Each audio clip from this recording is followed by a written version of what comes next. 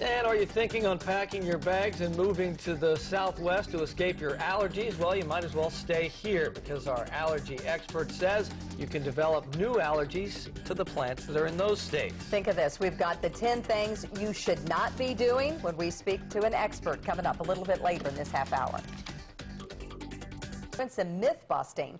Did you know flowers are not the leading cause of allergies? I didn't know that. Although flowers can be fragrant, the pollen is actually heavier and less likely to be airborne. In just a few minutes, our expert joins us on set. All right, back to our allergy talk, because boy, it affects a whole lot of us.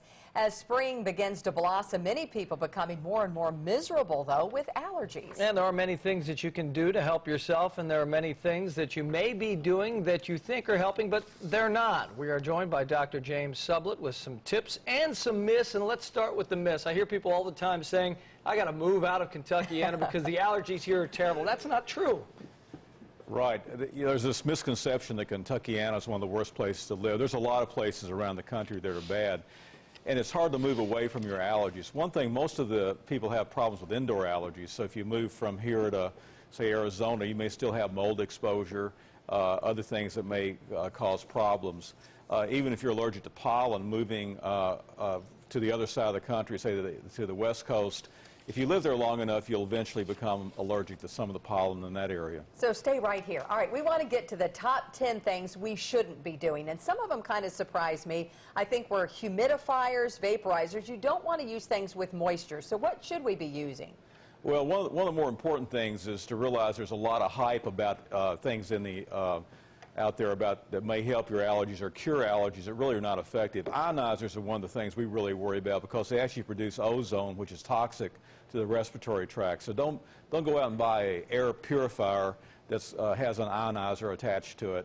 Humidifiers are a problem because there's two issues. Some of the things that cause allergy problems like mold and dust mites actually like high humidity, so you wind up having a situation where it actually backfires. You actually can have organisms like mold or even bacteria grow in these humidifiers, so we recommend not using humidifiers. We're going to speed through a couple more of these too, because some things you say in your room, like we'll go forward, I think no carpeting, drapes and stuffed animals, stuff like that?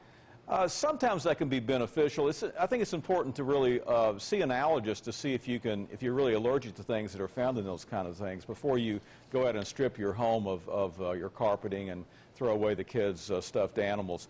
You know, dust mites and some molds will grow in those types of things, but really if you see an allergist first and find out if you're actually allergic to those things, that can be helpful. Doctor also says not to stir around the dust in your home, so I guess we're all off the hook on dusting this afternoon. Right. Doctor. Yeah, we'll give you a prescription for that. Yeah, and I love the other one that says no open food or garbage laying around your house. I got to tell my boys about that one. I hope they're listening. Doctor, thank you. That was great. Dr. James Sublett is with Family Allergy and Asthma. They have several locations all across Kentuckiana. My guess is you have some questions. The phone number to call, 1-800-999-1249. Wait till business hours or head to our website, WHAS11.com. Just click on the red As Seen On box on the homepage. Thank you for starting your Thursday morning with Good Morning Kentuckiana. Our time right now, 6:26.